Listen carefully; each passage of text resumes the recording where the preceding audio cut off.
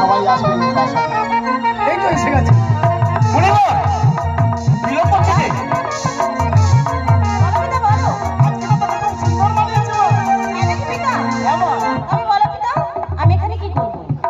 আজকে তোর জন্য আমি স্বয়ংবর সভা করছি মা।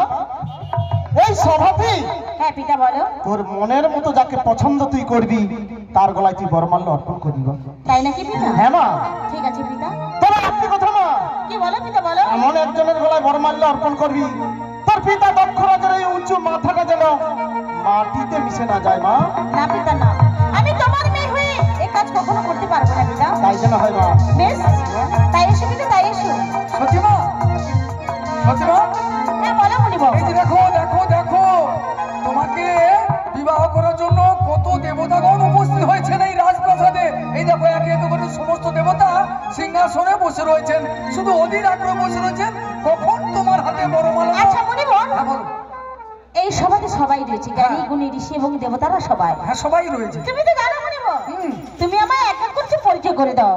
যাকে মনের মতো হবে তাকে আমি আমার হাতের বরমালাখানা অর্পণ করব। ওই যে ওদিকে দেখো ইন্দ্রদেব রয়েছে, ওই যে ওদিকে দেখো বরুণ দেব রয়েছে, ওই যে ওদিকে ও তুমি দেখতে পাচ্ছ না, ওই যে দেখো ওদিকে সূর্যদেব রয়েছে বসে রয়েছে, এই যে বসে রয়েছে দেখো দেখো সূর্যদেব রয়েছে। ইনি হচ্ছে সূর্যদেব। হ্যাঁ কি হলো সতীমা?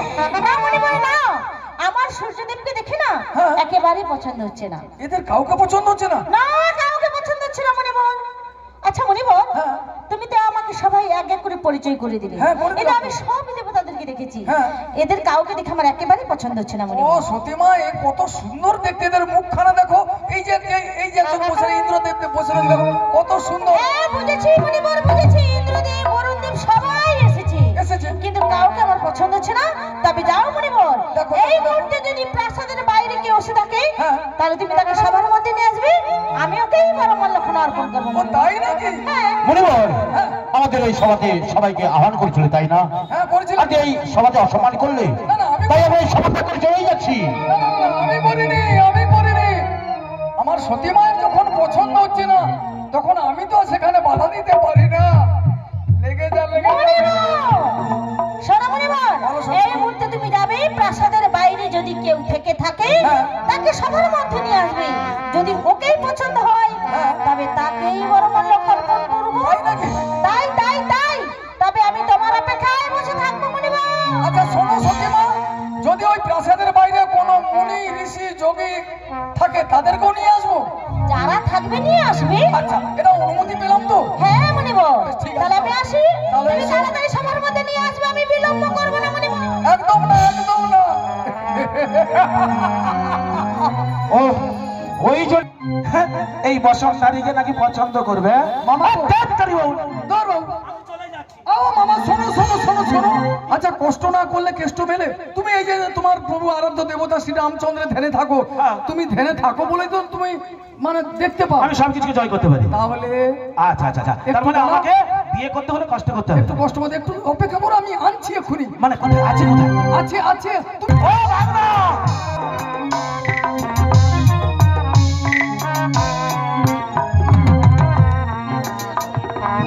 ও সতীমা, হ্যাঁ বলো মুনিবর বলো। ওই যে প্রাসাদের বাইরে একজন যোগীকে ধরে এনেছি, দেখো যদি পছন্দ হয়। আচ্ছা মুনিবর, তুমি যোগীকে পেয়েছো আর তার যোগীকে এনেছো এখানে? হ্যাঁ তোমার অনুমতি নিয়েই তো আমি এনেছি। তাই তুমি যোগীকে এনেছো, আমি যোগীকে বিয়ে করবো। আহা তুমি ভালো করে দেখোই না মা। তাই নাকি? হ্যাঁ হ্যাঁ, বেশ, তুমি যখন কষ্ট করে এনেছো যদি পছন্দ হয় তখন বড় মায়ের দেবে। তোমার কথা মতো আমি দেখি, যদি পছন্দ হয় ভালো দেবো, না হলে দেবো না। দেখো দেখো পছন্দ নেই। ও ভাগনা ও মামা, আরে কোথায় গেল? দেখো দেখো